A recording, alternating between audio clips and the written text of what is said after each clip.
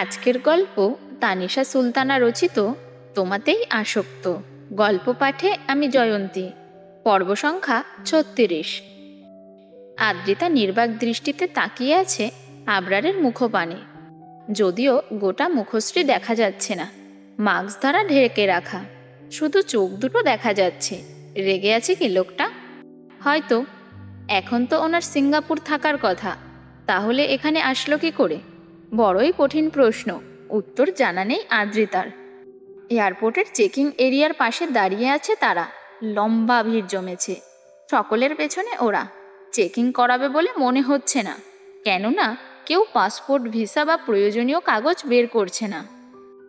আবরার এক হাত আদ্রিতার কোমর জড়িয়ে আছে, যেন ছেড়ে দিলেই হারিয়ে যাবে। আমান, আহাদ এবং ইভান আদ্রিতার পেছনে দাঁড়িয়ে, আর সিয়াম বসে পড়েছে ফ্লোরে। মূলত আবরারের কার্যক্রমে অবাকের শেষ পর্যায়ে পৌঁছেই বসে পড়ার সিদ্ধান্ত নিয়েছে। দাঁড়িয়ে থাকতে একটু কষ্টই হচ্ছে, মাথা ভনভন করে ঘুরছে যে। এই তো 11 ঘন্টা আগে তাদের ফ্লাইট ছিল, কিন্তু এয়ারপোর্টে পৌঁছেই জানতে পারে সকাল 7টার ফ্লাইটে নয়, বরং রাত 12টার ফ্লাইটে তারা সিঙ্গাপুর যাবে। এটা শুনে চরম মেজাজ বিগড়ে যায় সিয়ামের। সে উচ্চস্বরে কিছু বলার প্রস্তুতি নিতেই আবরার সিয়ামের কাঁধে হাত রাখে এবং বলে, চল সিয়াম, তোর মাকে নিয়ে আসি। সিয়াম ছোট ছোট নয়নে আবরারকে দেখে। পেছন থেকে আমান বলে ওঠে, কেন ভাই, বউকে ছাড়া ভাল লাগছে না বুঝি? আবরার বোধহয় বিরক্ত হলো, চোখ মুখ কুঁচকে বলে, বউ কেমন শব্দ?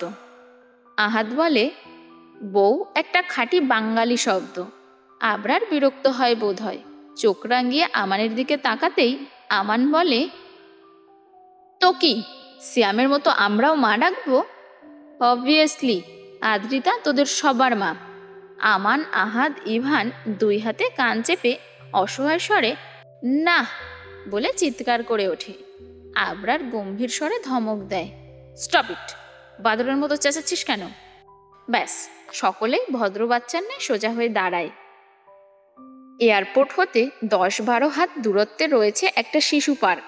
আপাতত সেটা কুয়াশায় ঢেকে আছে, থাকারই কথা। সবে সকাল 7টা বাজে। শীতের মৌসুমে 7টা মানেই ভোর সকাল। এখনো সূর্যমামা ওঠার সময় হয়নি বলেই কুয়াশারা নিজেদের আস্তানায় খুঁটি গেড়ে বসে আছে। সূর্য উঠলে আবার গাঁটটি বোচকা নিয়ে পালাবে। ইভান শিশুদের ঘোড়ায় বসে কাঁদো কাঁদো স্বরে বলে, আদ্রিতা আমার ক্রাশ, ভাবি ডাকতে বলতো, মেনে নিতাম, তাই বলে মা? আমানও তাল মেলায়। মা শব্দটা শুনেই কেমন বুকে আগুন জ্বলছে। সিয়াম খিলখিল করে হেসে ওঠে, গান ধরে উচ্চস্বরে, জলে আগুন বুকেতে, দে আগুন নিভাইয়া দে, ট্যাঁট টেরা বেড়া লাগাইয়া দিমু, সব কিছু শেষ কইরা ফেলাইয়া দিমু, মনেরই আগুন তুই নিভাইয়া, ওই রূপের ঝলকেতে গেছি হারাইয়া। বড়ই শ্রুতিমধু সিয়ামের কণ্ঠস্বর। ঠিকঠাক চর্চা করলে ভালো সিঙ্গার হতে পারত। বন্ধুরা সবাই তার গানের গলার প্রশংসা করে, তবে এই মুহূর্তে ডিপজলের বিখ্যাত গানে তাল মেলাতে পারে না ওরা, বরং বিরক্ত হয়। সিয়াম ওদের থেকে সাড়া না পেয়ে গান বন্ধ করে এবং মুখ বাঁকায়। আহাদ বলে, আদ্রিতাকে আপু ডাকবো? ইভান বলে, হ্যাঁ, আমিও ভাবি ডাকবো। আমান বলে, আমিও ভাবি ডাকবো। কি সুন্দর দেখতে, আমার তো শুধু তাকিয়েই থাকতে ইচ্ছে করে। ভাবছি আদ্রিতার সঙ্গে সেলফি তুলে ফেসবুকে আপলোড করব। ক্যাপশনে লিখব, এরকম একটা সুন্দর মেয়ের সন্ধান চাই। সিয়াম হামি তুলে 2 পা এগিয়ে আমানের পাশে গিয়ে দাঁড়ায়। এক হাত তুলে দেয় আমানের কাঁধে, আর একটা আমানের সদ্য বেড়ে ওঠা ছোট্ট দাড়ি টানতে টানতে বলে, ভাই, কয়দিন আগে তোর হাত ভাঙলো না? যেই গাড়িতে ধাক্কা খেয়ে হাত ভেঙেছিল, সেই গাড়িখানা আবরার তাসনিনের। তোকে ইচ্ছে করে ধাক্কা মেরেছিল, কারণ তুই আদ্রিতার হাত ধরেছিলি। আজকে বোধ হয় তোর চোখ দুটো গেল। আমান চমকে ওঠে, 2 পা পিছিয়ে যায়, শুকনো ঢোক গিলে তাকায় আবরারের পানে। সে তাকিয়ে আছে আমানের চোখের পানে। ভয় কলিজা কেঁপে ওঠে আমানের। তাড়াহুড়ো করে বলে, মা, আদ্রিতা আমার মা, সে আমার আপন মা, রক্তের মা। আবরার বাঁকা হাসে। আমানের ডান গালে ছোট ছোট দুটো চাপড় মেরে বলে, that's like a good boy. তারপর ওদের নিয়ে চলে যায় অহনার বাড়ির সামনে। সেখান থেকে ঘুরে ফিরে পুনরায় এয়ারপোর্টে এসে অপেক্ষা করে আদ্রিতার এখানে আসার জন্য। অবশেষে আদ্রিতা চলে আসে এবং তাকে কিডন্যাপ করে নেয় আবরার। দ্বিতীয়বার প্লেনে উঠেছে আদ্রিতা। প্রথমবার এক্সাইটেড ছিল, কিন্তু দ্বিতীয়বারের বেলায় খানিকটা ভয় পাচ্ছে। মস্ত বড় সিঁড়ি ডিঙ্গিয়ে প্লেনে উঠতে বুকখানা কাঁপছে। শক্ত করে চেপে ধরে আবরারের হাত। ভেবেছিল এবার বোধহয় ধমক খাবে। পাষাণ পুরুষ ধমকে বলবে, ইডিয়েট, প্লেনে উঠতে পারো না?